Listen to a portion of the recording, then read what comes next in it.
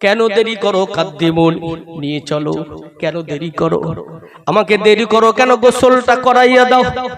মুমিন বান্দা বান্দি দেরি করে না, দেরি করতে চায় না, তাড়াতাড়ি গোসল করিয়ে দাও, তাড়াতাড়ি কাফন পরিয়ে দাও, জানাজা সম্পন্ন করো, কবরে তোমরা আমাকে দিয়ে দাও।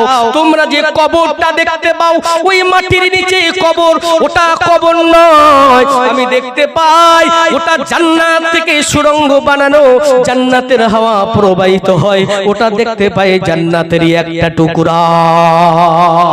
আমরা মনে করি কবরে দিয়ে আসবো, কিভাবে সেখানে থাকবো, আমাদের কোনো চিন্তা নাই, কোনো চিন্তা করার কারণ নাই, ভয় পাওয়ার কারণ নাই। আল্লাহ তাখাফু, তোমাদের চিন্তা নাই, ওয়ালা তাহজানু, না তোমাদের দুশ্চিন্তা করার কারণ নাই। আর ওই সময় কানে কানে মৃত্যুর সময় ফেরেশতারা বলতে থাকে, না না না, ওয়াবশিরু বিল জান্নাহ, তোমাদের জন্যই অপেক্ষা করেছে আল্লাহর দয়ার জান্নাত। ভাইরা আমার, শুধু তাই নয়, যখন কবরে তাদেরকে দেওয়া হলো, কবরে যখন শায়িত করা হোক না কেন, ওই সময় তাদের যখন তাদের আবার ওই ইল্লিন থেকে রূহটা নিয়ে তাদের দেহে ফিরিয়ে দেওয়া হয়, তারা কবরে উঠে বসতে থাকে আর বসে বলে, আমাকে একটু অজুর পানি দাও। এই বুঝি আসরের সময় শেষ হয়ে গেল, আসরের সময় পার হয়ে গেলে নামাজ তো কাজা হয়ে যাবে। ওই সময় ফেরেশতারা মুস্কি মুস্কি হাসে, বলে, না তোমাকে আর অজু করা লাগবে না, নামাজ পড়ার প্রয়োজন নাই, তোমার আত্মীয় স্বজনেরা তোমাকে গোসল করাইয়া পাঠাইয়া দিয়েছে, এখন তুমি কবরে আছো, তুমি দুনিয়ায় নাই। ভাইরা আমার, শুধু তাই নয়, ওই মুমিন বান্দা বান্দিরা তাদেরকে প্রশ্ন করা হবে তিনটা, সব আমরা জানি, সময় সংক্ষেপ, শুধু একটু বুঝে নেন। তিনবার প্রশ্ন, তিনটা প্রশ্ন করা হবে, তারপরে আবারও একটা প্রশ্ন করা হবে, ভেরি ভেরি ইম্পর্টেন্ট, এটা সকলের জন্য নয়, ওই মুমিন বান্দা বান্দিদের একটা এক্সট্রা সওয়ালের জবাব দিতে হবে। প্রথমে তো আমরা জানি তোমার রব কে, যদি বলেন কে, তোমার দিন কি, তোমার নবীর নাম, বা হাজারো জুলুম দেখানো হবে, এটা কি, নবী মুহাম্মদুর রাসূলুল্লাহ সাল্লাল্লাহু আলাইহি সাল্লাম। যখন এই তিনটা প্রশ্নের জবাব দেওয়া হবে, তারপরে মুমিন বান্দাকে বান্দিকে আর একটা প্রশ্ন করা হবে, জানেন নাকি, শুনেছেন কোনদিন? শুনে নেন, 4 নাম্বার প্রশ্ন বলবে, তুমি এই যে তিনটা প্রশ্নের জবাব দিলে, এটা জানলে কোথা থেকে, শিখলে কোথা থেকে? যখন যারা মাদ্রাসায় পড়বে তারা বলবে, আমরা মাদ্রাসা থেকে, কোরআন ও হাদিস থেকে শিখেছি। আর যারা সাধারণ মানুষ, ঈমানওয়ালা, তারা বলবে, এটা আলেমদের মুখ থেকে শুনেছি, কোরআনে নাকি আছে, এটা আমরা শুনেছি, হুজুরদের কাছ থেকে শুনেছি, জোরে বলুন না সুবহানাল্লাহ। ভাইরা, ওই মুমিন বান্দা বান্দীরা যখন 4টা প্রশ্নের জবাব দেওয়া হবে, যখন প্রশ্নের জবাব দেওয়া হবে, সঙ্গে সঙ্গে আবার রহমতের ফেরেশতারা চলে আসবে, তাদেরকে তাদের ওই যে কাফনের কাপড় খুলে দিয়ে তাদের উপরে জান্নাতের পোশাকটা তাদেরকে পরাইয়া দেওয়া হবে।